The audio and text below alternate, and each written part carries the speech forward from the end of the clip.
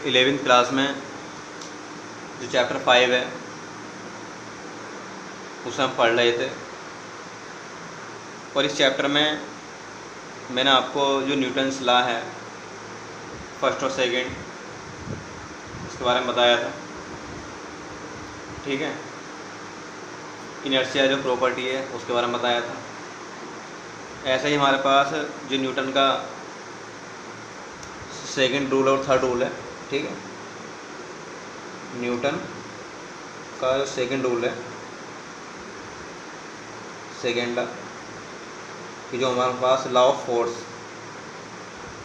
तो law of force ये कहता है कि अगर किसी बॉडी पर आप फोर्स अप्लाई कर रहे हैं तो वो हमारे पास डायरेक्टली प्रोपोर्शनल होगा उसकी मोमेंटम की रेट चेंज के, यानी कि F proportional to delta P upon delta T। Delta का मीन्स यहाँ बहुत स्मॉल चेंज से है, इसको आप D भी लिख सकते हैं, स्मॉल d। ठीक है, ये है। तो जनरली होता क्या है, अगर आप यहाँ से कांस्टेंट प्रोपोर्शनल डालते हैं तो कांस्टेंट आएगा, उसमें के कह लिया, तो रहेगा delta P upon delta T के। और मोमेंटम का फॉर्मूला क्या पढ़ा आपने, P इक्वल mv, तो यहाँ mv रख सकते हैं, डेल्टा T। किसी भी बॉडी का मास तो कांस्टेंट ही होगा, ठीक है, तो मास को हम बाहर लिख सकते हैं इस टाइप से, ये रहेगा delta V upon delta T। तो m है, तो delta V upon delta T क्या पढ़ा आपने, a एक्सीलरेशन, और एक्सपेरिमेंट ये देखा जाता है कि k की वैल्यू 1 होती है यहाँ पर। ठीक है, तो F इक्वल टू कितना रहेगा आपके पास यहाँ, m में। ठीक है, तो जो हमारे पास न्यूटन का सेकेंड लॉ है उसका फॉर्मूला क्या हो जाएगा आपका, F इक्वल टू m में। ठीक है, ये भी हो जाएगा हमारे पास। तो आप न्यूटन के सेकेंड रूल को इस टाइप से कह सकते हैं कि किसी भी बॉडी पर जो अप्लाइड फोर्स है वो डायरेक्टली प्रोपोर्शनल होगा उस बॉडी में रेट चेंज ऑफ मोमेंटम के, यानी मोमेंटम में चेंज कितना हुआ है। ठीक, और मोमेंटम को आप जानते हैं कि जनरली जो मोमेंटम होता है किसी बॉडी का वो वेलोसिटी के इन्वर्सली प्रोपोर्शनल होता है, यानी डायरेक्टली प्रोपोर्शनल होता है। मोमेंटम के बारे में आप देखते हैं अलग इस साइड से, P इक्वल mv, कि किसी भी बॉडी का जो मोमेंटम होता है वो बॉडी के मास और बॉडी की वेलोसिटी की प्रोडक्ट के इक्वल होगा, P equal mv।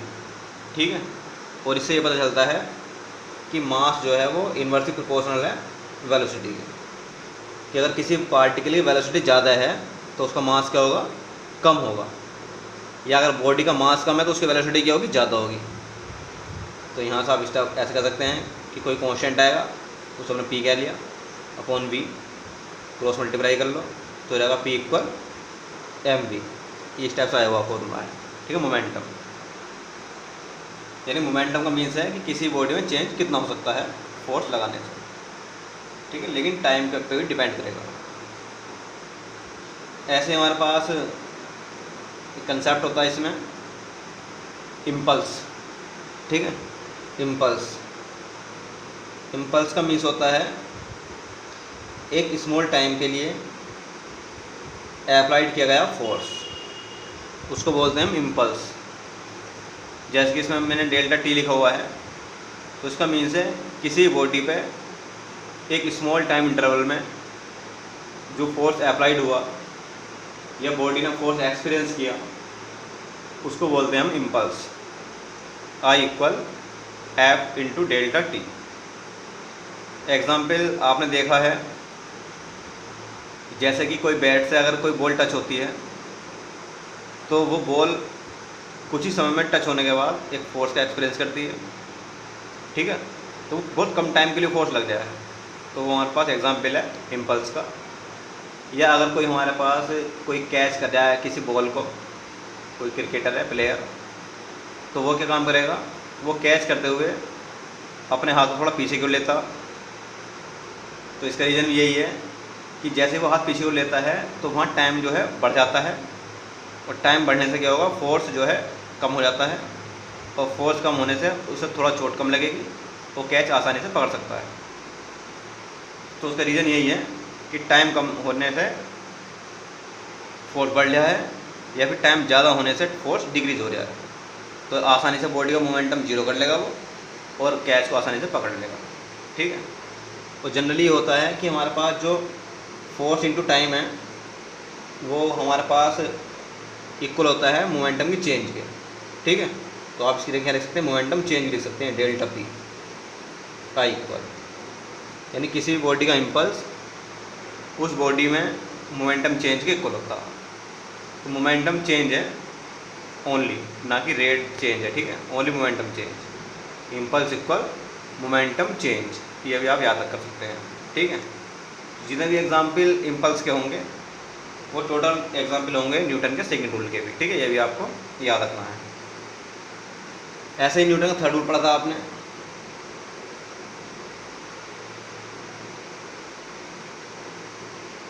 Newton third law, action reaction, action reaction, कि अगर कोई भी बॉडी हमारे पास किसी सेकंड बॉडी पर F12 फोर्स अप्लाई कर रही है तो सेकंड बॉडी भी फर्स्ट बॉडी पर एक फोर्स अप्लाई करेगी अपोजिट डायरेक्शन में। F12 इक्वल होगा F21 के माइनस साइन, यानी कि एवरी एक्शन पर क्या होगी, रिएक्शन होगी, बट अपोजिट डायरेक्शन में, same magnitude but opposite direction में। ठीक है, ये है। तो एग्जाम्पल है जैसे हमारे पास इसमें कोई भी रॉकेट अगर मोशन कर रहा है तो उसमें भी यही है कि मान लीजिए रॉकेट है, तो रॉकेट अगर मोशन कर रहा है तो रॉकेट में क्या होगा, कोई फ्यूल भरा हुआ होगा, और जब हम इसको बर्न करेंगे तो हमारे पास जो गैस है वो निकलेगी हमारे पास नीचे की ओर बर्न होने पे। ठीक है, जब इसको कंबस्टन करेंगे आप तो जो गैस निकलेगी हमारे पास तो क्या होगी, एक्शन होगी, और एकदम क्या होगा हमारे पास, इस पर रिएक्शन होगी और रॉकेट ऊपर की ओर उड़ जाएगा। ठीक है, तो गैस जो निकल रही है इससे वो एक्शन है और जो रॉकेट ऊपर की ओर उड़ रहा है वो रिएक्शन है। ठीक, और धीरे धीरे मास रॉकेट में जो है चेंज होता रहेगा, कम होता रहेगा, तो रॉकेट थोड़ा हाइट पर जाता रहेगा, एच हाइट पर। ठीक, तो ये भी एग्जांपल हमारे पास थर्ड रूल का न्यूटन के रॉकेट के मोशन, और ये हमारे पास बेस्ड है न्यूटन के थर्ड रूल पर मोमेंटम कंजर्वेशन पर भी। ठीक है, कंसेप्ट क्या है इसका, मोमेंटम कंजर्वेशन।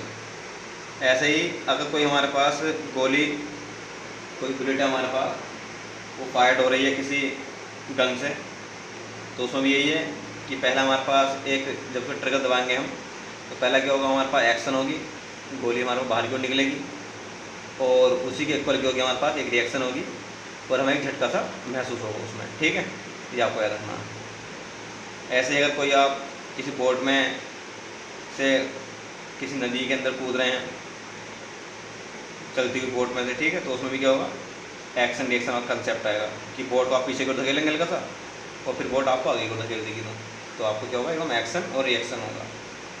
ऐसे ही एग्जाम्पल है हमारे पास तैरने, कोई भी अगर हमारे पास तैर रहे हैं अगर आप किसी वाटर में, तो वहीं पहले आप पानी को आगे की ओर पीछे की ओर कर रहे हैं, पहले एक्शन कर रहे हैं, फिर पानी आपको आगे की ओर धकेल गया है। ठीक है, रिएक्शन हो रही है।